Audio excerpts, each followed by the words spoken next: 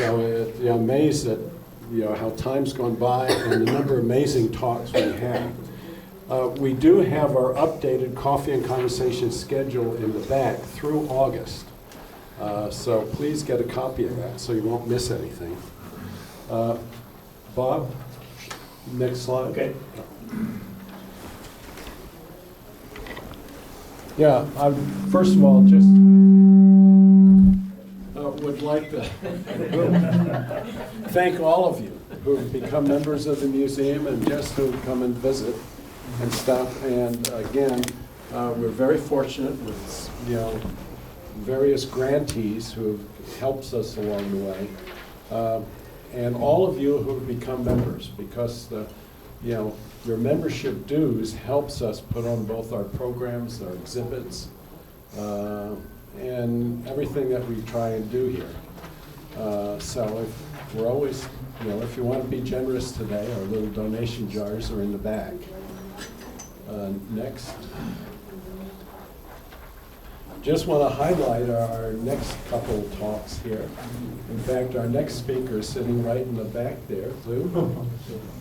All of you probably know Lou Moyer. Lou's been our prior board president and long-term treasurer. Served 28 years in the Air Force. Flew practically every plane they had, to include finally the B-52 bombers, carrying both nuclear and conventional bombs and everything. So Lou's got a whole assortment of stories, I'm sure. And as we indicated, mostly are true. And that's where my line. I'll have to admit, it's Bob Boulder's line when Bob has given us talks. After that, next. Hey, Mike? Yes. Would you please announce that for those folks that didn't sign in when they came in, to please sign when they leave? Yes. There were a bunch of people that came in and didn't have a chance to sign in. Okay, again, just a reminder to please sign in. That documents we actually have people who come visit us. We provide kind of a listing of, numbers of visitors that we have. On the 27th of May, Gail Elias will join us, and to talk about the history behind the two gateway pillars you may have noticed on Arapahoe Road. And that is to honor Hello, Frank. Bill. How are you doing Boulder today? County residents who served during World War I. After this talk, I'll return this to you. Self-published a book honoring 50 young boys who lost their lives during World War I from Boulder County. Okay, next. And don't forget Memorial Day. Our Memorial Day celebration up at Broomfield Commons Park, 11 to 1 p.m. This year, unfortunately, the Lions Club is not going to be cooking up their normal hamburgers and all that stuff. So bring some snacks along the way, and we'll have a great time. And of course, the weather's going to be perfect by then. Right. Probably snow. Next. Keep thinking that. And just kind of a reminder, we are open Tuesdays, Thursdays, and Saturdays, obviously. And if you ever have a group you would like to do, who would like to come visit us, just give us a call. We gladly will open the museum for any and all groups who would like to come. Bob? Yeah. This gentleman here is marvelous. Bob is on our board. And font of knowledge, mostly true, about the Civil War. Well, what I just wanted to say is that if anybody would like to stop by my house and see my museum, as Mike calls it, you're certainly welcome. I live in North Quinn, but it's only about 15 minutes from here, 8 miles as a matter of fact. And my museum is open today and it's free. And if you're interested, see me after the talk and I'll give you directions. Yeah, and we also have a handout up above that we can give, which will help them find your house too. But having visited several times now, it's absolutely amazing. Out of this world. Yes, both of what Bob does have, and he knows the provenance, the history, and the stories behind almost everything. And mostly true. And mostly true. Okay, well, thank you. Go to the next there. And Bill, yay, our speaker for today. Are you on? Yes, you are on. And again, I mean, Bob, Bill.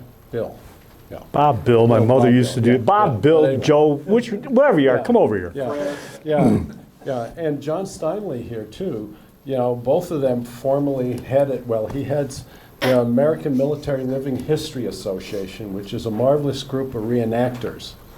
And you can tell more about that as well. So anyway, without further ado, Bill. Yay! Good morning, welcome. I'm Bill Frueh. Glad to see you all here. I know it was a rough day. I walked out of my bunk this morning, went outside, thought I was back in Korea. I said, my God. But I'm glad you're all here. Thank you for coming out. I know it was tough. So, how many Marines we got in the crowd? One, got one back there. Semper Fi, once a Marine, always a Marine. This is a story about another U.S. Marine, but this was unusual because it was an equine Marine called, I'll call her Recoilless at first. What I'm about to tell you is predicated on two really good books. Andrew Gere was actually in Korea, served with Recoilless, and Robin Hutton picked up the story and wrote a book some years later. And if you're interested in a nice, easy, light read, I mean, this is a book about war and soldiers and stuff, but it's not. It's a story about a horse that was extremely personable. This horse was more like a dog than most horses that I've ever met. So, and we're going to tell you a little bit about it, but this is what the background on this is. Recoilless was a 13-hand high Mongolian sorrel mare with white blaze and 3 white socks. So 13 hands, a hand is 4 inches, and so you kind of go like this, but that meant that at this point she was 52 inches high, about like that if I were standing next to her. And that's not a real small horse, but it's a smaller horse. It's not, a lot of horses are 14, 15. If you find one that's 17, you have to get a step stool to get up on it. They're big ones. So, and when I say that she's a sorrel, it's sort of a light chestnut color. And she's a mare, a female, a white blaze on her nose, and white socks, 3 of them. That's a picture of her. She was in the 1st Marine Division, the 5th Marine Regiment, and how she became a U.S. Marine. Her mother was a Korean warhorse, or a Korean racehorse, named Achi-ha, which translates to Flame of the Morning, before World War II. Her owner was Kim Huk Moon. I've never been very good at Korean, so pardon my pronunciations on these. And he was a jockey at the Sinseol-dong racetrack in Seoul, Korea. And during World War II, Kim was forced to work for the Japanese in an American prisoner of war camp. And as most of us know, the Japanese were pretty brutal on prisoners, but Kim smuggled food to the POWs and tried to help them survive. And at liberation, he was rewarded for his humanity by the POWs by giving him the mother Flame. Kim bred the mother, a foal was born, the mother died in childbirth, all right? That was devastating to Kim. He loved the horse, but he had a new horse, he had Recoilless. At the time, Kim's sister lost a leg to a landmine, and he was trying to raise some money. He found out that for $250, he could buy a prosthetic leg for his sister. So when Lieutenant Peterson came to the racetrack looking for a horse to help the Marines carry their equipment, he sold her, which he really didn't want to do, but he cared more about his sister. And Recoilless was there to carry 75 millimeter recoilless rifle ammunition. That's a picture of Peterson and Recoilless. Recoilless went to hoof camp. Reckless was given her name because if you've ever worked around a recoilless rifle, they are as dangerous in the back as they are the front. There's an extreme backblast on these things. And so the recoilless rifle had sort of a nickname as the Reckless Rifle. And when the Marines got the horse and she was going to serve a recoilless rifle, they named her Reckless. And in the beginning, I'm going to just call her Reckless. She was assigned Private Monroe Coleman from Utah to be her caretaker and handler. Tech Sergeant Joe Latham assigned to be her drill instructor and trainer. They built her a bunker and fenced in a pasture. She proved to be a very smart horse. You could show her something once or twice and she learned how to do it. She was very, very smart. And the other thing that was interesting is horses are herd animals. Being the only horse, you know, most horses, if you put them by themselves, they're somewhat miserable. Move over just so as you talk. There you go. Okay. And so that's Joe Latham, her trainer. That's Private Coleman, her handler, and they built her a bunker. That's a picture of her in her bunker. They made a little trailer so that they could load her in and transport her around. They had to train her to do that, but she learned quickly and got right on with the program. They taught her to step over barbed wire. And there's a picture of her with a recoilless rifle to give you some idea of what it looked like and how big it was. It weighed about 100 pounds, and one of the problems with a recoilless rifle is when you fire it, it's got a big backblast, so it's easily spotted by the enemy. After you fire it a couple of times, if you don't want to bring artillery fire down on yourself, you need to pick it up and move it. So they'd take a couple of shots, pick it up, move it to a new position, and do that throughout the battle. And given the fact that it was 100 pounds, it was a lot of work for the fellas that were actually trying to move it, so Reckless could carry it. And she was much stronger. And it also used 75 millimeter shells that were 36 inches long, 4 inches around, and they weighed 24 pounds apiece. So besides moving the gun itself, she would provide ammunition from the bunker in the rear to the firing position in the front. I'll talk more about that as we go on.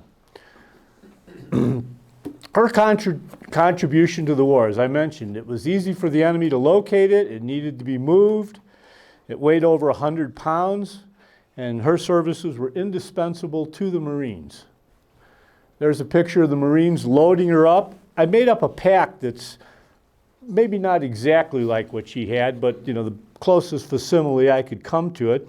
And they would basically strap it onto her with leather straps. They custom made them. They first went to the Marine Corps and said what they wanted to do, and the Marine Corps laughed at them. They said, we don't have anything like that. So they had to, actually, Peterson wrote to his wife back in the States, made a drawing and described what he wanted, and she had it made in the States, and then it was shipped to Korea while Reckless was being trained. And then once she got trained, they strapped it onto her, and they actually put the recoilless rounds into these tubes for her to carry.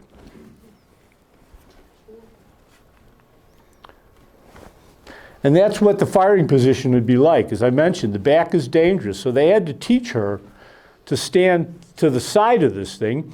And one of the parts of her training is they had to get her used to the blast, the noise from this thing. But she quickly did. You know, at first she jumped, and then after a few times she realized that there was no pain or harm associated with the loud noise. So eventually she became where, you know, that was sort of common fact and matter of the fact to her. There's a picture of one of the first shots where you could see she's kind of startling up a little bit. But she actually, after her training in November of '52, she actually started going into combat and serving the Marines and the recoilless rifle. Her greatest day was at the Battle of Outpost Vegas. I'm going to go forward and I'll come back for a minute. Outpost Vegas, there was a whole area called the Nevada complexes just up above Seoul. And in the Nevada complexes, they had a bunch of different posts like Vegas, Elko, Reno, Carson, this whole little area here. And the Marines were fighting over that for quite a period of time. There's an actual picture of Outpost Vegas. And as you can see, that's the incline that they had to bring that ammunition up. So you get an idea of walking uphill with a 24-pound shell is a lot of work. And she would carry numerous ones. Her greatest day in the Battle of Outpost Vegas in March 26 through 28. In one day at the Battle of Outpost Vegas, she made 51 trips back and forth, covering over 35 miles, 386 rounds that weighed 24 pounds apiece, which totaled to be over 9,000 pounds. And when she'd come back empty, they would take and put dead and wounded Marines on her to take them to the rear. And the remarkable thing is that she did this all unattended. She walked from the ammunition bunker up the hill, brought the shells, they unloaded them, reloaded her. She walked back, they took the dead and wounded off of her. She did this all day long, all by herself, which I've been working horses for 25 years. I've never met a horse like that. Her native language was Korean, so did she have to learn to understand English? Yeah, oh yeah. And the one thing that you'll find that she earned 2 Purple Hearts, but the one thing that was interesting is that because I mentioned earlier that horses are herd animals, and since there were no horses around, she really bonded to the Marines. They became her herd. And it was amazing because she, you know, one of the things I think that she bonded to the Marines, more importantly than the fact that there were no other horses, is I suspect that in Seoul, Korea, in the days before the Marines owned her, that she probably didn't get fed as well as she would like to have. But once the Marines got her, she was amazing. She would eat anything. I mean, she liked pancakes, ate scrambled eggs, drank coffee, loved beer. I mean, absolutely loved beer. Yeah, you know, a typical Marine. But so, you know, these Marines became her people. And on cold nights, she would come along and stick her nose inside the tent of a Marine, and they would let her in, and she'd lay down and sleep by the stove to stay warm. You know, I've been riding horses in Civil War reenactments for 20 plus years. I've never brought my horse inside the tent. I mean, it would, first of all, it would make a huge mess and probably break everything in there. I mean, so the fact that she could do that and basically behave herself, she was really an amazing horse. There'd be a bunch of Marines standing around talking. She'd walk up and she'd come in and you'd be talking, she'd look at you, and then you'd be talking and she'd look at you, and you know, she'd follow the conversation. She was amazing. Like I said, she was way more like a dog than most horses I've ever met. What? I'm sorry? I said nothing. Yeah, I miss it. We got Navy here. I think it was a sneak of Marines. We got Navy here. Just ignore anything he says. He told me once that the Navy started the Marines so that they would have someone to dance with, but I said, I don't know. Yeah. So Outpost Vegas was the last big battle for the Recoilless Rifle Platoon, and that was in March of '53. In July of '53, the armistice was signed. So Recoilless moved to an area that they called, as the war would wind down, they moved her back to an area back behind the DMZ. And after the fighting was over, Lieutenant Peterson was being transferred out. He relinquished command to a Captain Schoen.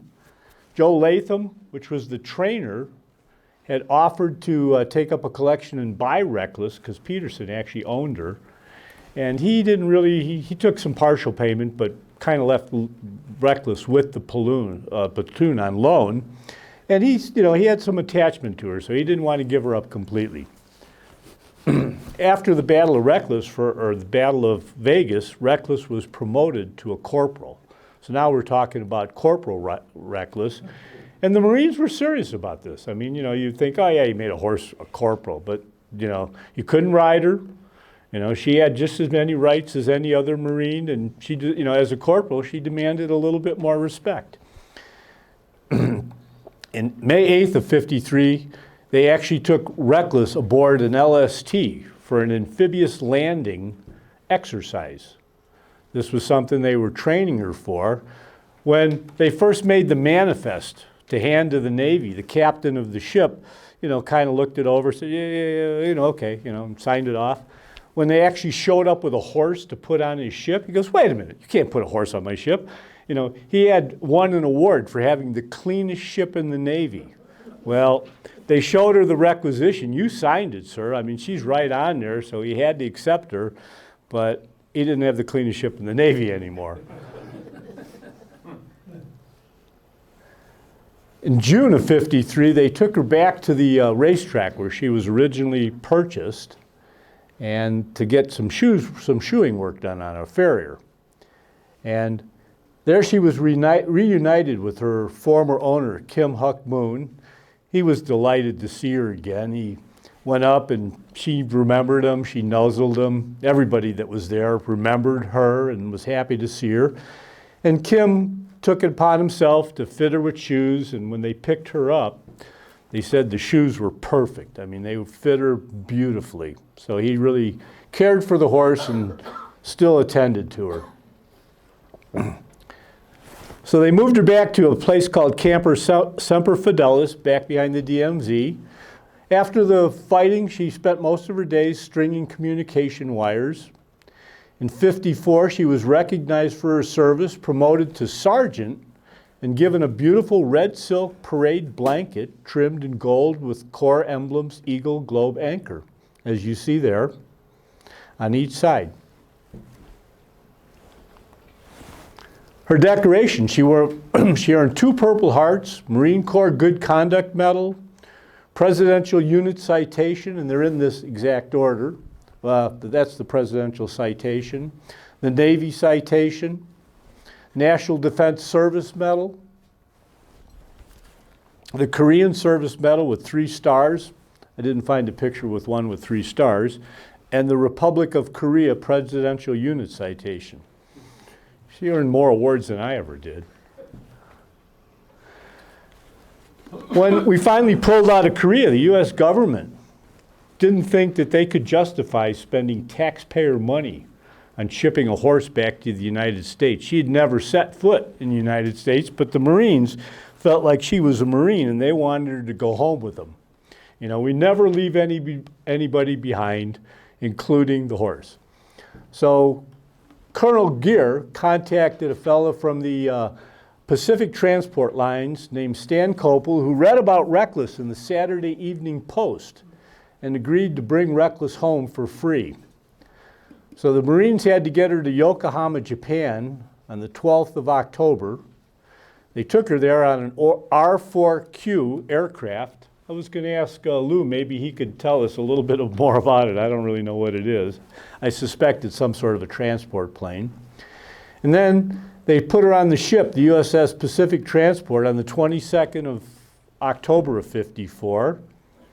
And before she left, Recoilless's rotation ceremony took place during the halftime of a football game between the 7th Army Division and the 1st Marine Division, accompanied by a drum and bugle corps. And she arrived back in San Francisco in November of 1954. And there's a picture of her at the Bohemian Club in San Francisco. May I have a question or an observation? And she was probably the only female that ever got into the Bohemian Club. Back in back in those days there weren't too many Marines, but I think there's a picture of some female that got in there. But back home she became a big celebrity. They toured her around, people came out to see her.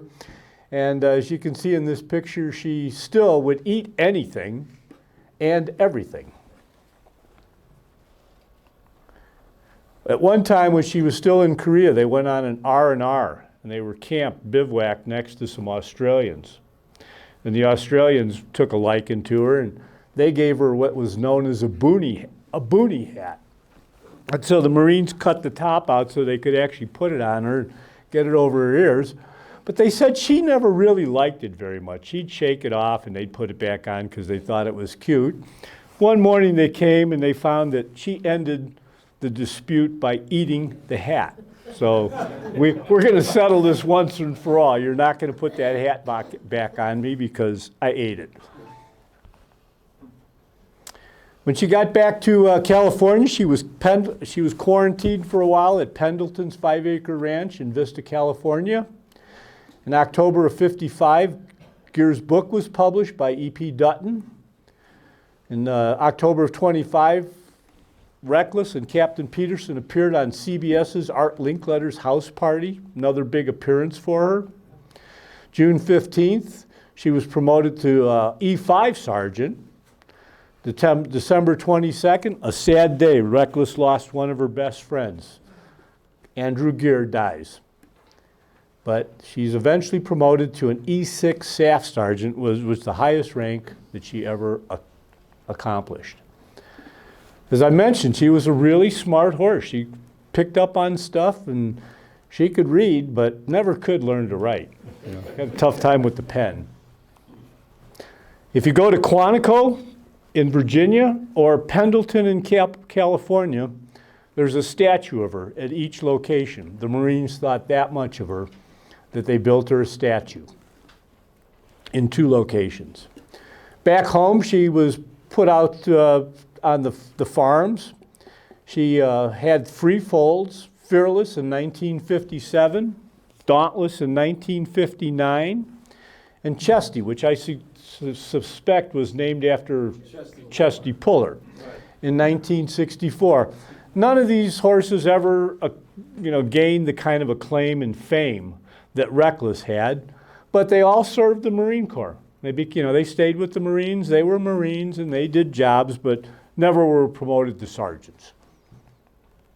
And she died in May of 1968. She's buried outside Steep Stables at Camp Pendleton. And that right there is her stone, and that's what it says. She was born in July of '49, died in May of '68. Staff Sergeant, U.S. Marine Corps, Recoilless Rifle Platoon, 5th Marine Regiment, 1st Marine Division. So with that, I would be happy to take any questions. We're going to have a short break that you can go off and do whatever. And then there's a little, I think it's about 15, 17-minute YouTube video, which will go over a lot of the same stuff that I went over, but it's another thing. So if you like, you can come back and sit and watch that, or if you've already had enough, you're free to go. Question? Can you remind us again, what was her total service time?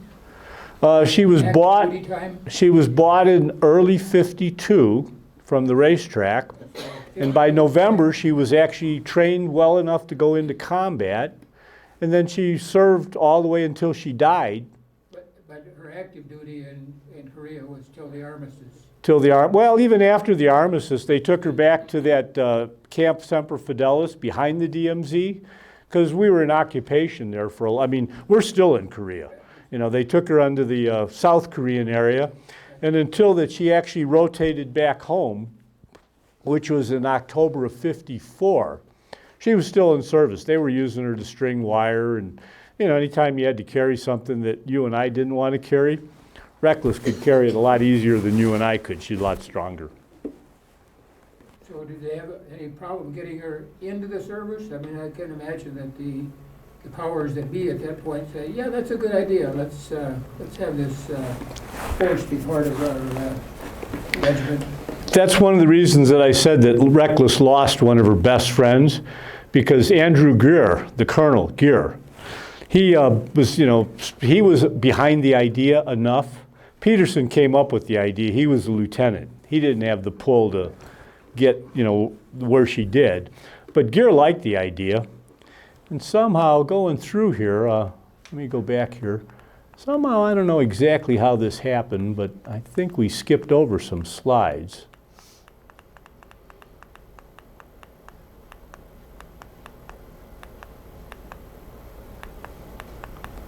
Yeah, maybe I skipped. That's Gear right there. And he was a big fan of hers. And so he was able to say, yeah, we want this horse. I mean, again, as I mentioned, they came and said, hey, we need, this thing. And the Marine said, are you crazy? We don't have it. This is the Marine Corps. We don't have any of this stuff. Maybe try talking to the cavalry, but they actually had to make it up. So they did get her in, and I mean, she was very useful. I mean, everybody loved her. And eventually, they promoted her to a sergeant for her service. Any other questions? You showed only fair weather pictures there. Did the Marines in that company, did they serve at elevation? Were they there? They were there obviously over the winter. Absolutely. They were there for the whole winter of 52, 53. This winter, there, did Recoilless, or were at low enough elevation that they weren't in that, the mountain zone and the cold weather? Well, they weren't at, the Chosen Reservoir was way earlier. And so by the time she came along, they had already done the Incheon landing. The Chinese came in, pushed them back. So they were sort of, that line that I showed you a little earlier. Most of the time, after the Chinese got in, they were fighting along this line. Okay. Those are all the Marine outposts. And they were, primarily trying to defend the South and Seoul. And so the war sort of stalemated there. The Marines dug in and had positions. They actually fought. At one time, the Chinese took Vegas, and the Marines had to fall back, and then they had to retake it. So a lot of the fighting was really, along this line, right? There's the actual line of where the armies were controlling. So they were fighting back and forth in here. And that, a lot of times they're in the valleys. But as I mentioned, I mean, for us living here in Colorado, that doesn't look like a big incline, but it is. I mean, you're talking 300-400 feet climbing, and do that with a 24-pound shell and all the other equipment, your rifle and everything else you need to carry. It gets old. So gives you some kind of idea of the altitude. And then I had mentioned earlier that in the cold weather, she'd stick her nose inside the tent and say, guys, it's cold out here. And they'd bring her on in. So yeah, she served all winter. She was there from the spring of 52 with the Marines until she went home in October of 54 and was in service that entire time. The R4Q is a Navy designation for the C-119 twin engine transport. It's a twin engine transport? Twin boom, yeah. Twin boom, okay, so a cargo plane. Yeah. With one of those ramps that goes down in the back? So yeah, they just walked her up and flew her to Yokohama, Japan. And then, I think that football game might have been in Yokohama for her rotation ceremony. I never really did get a chance to research that. But the way it was brought up, it sounded like after she left Korea, before she went to the States. She was wounded twice. You saw a picture of it with the bandage on her ears. The one thing that was interesting is that, you'll see it here in the movie, guys will explain it, horses don't really associate the noise of the explosion with the fact that, ow, my ear hurts. So even though she was wounded, the noise never bothered her because she didn't realize that the noise is what caused the pain. So she got over that pretty quickly. Well, Bill, thank you so much. We'll take a little break. Give you one of our challenge coins. Cool. For that. Thank you very much. That's way cool. Yes. Get a refill or anything, and then come back and we'll be set up to show you the film. I also have copies of the handout here we made for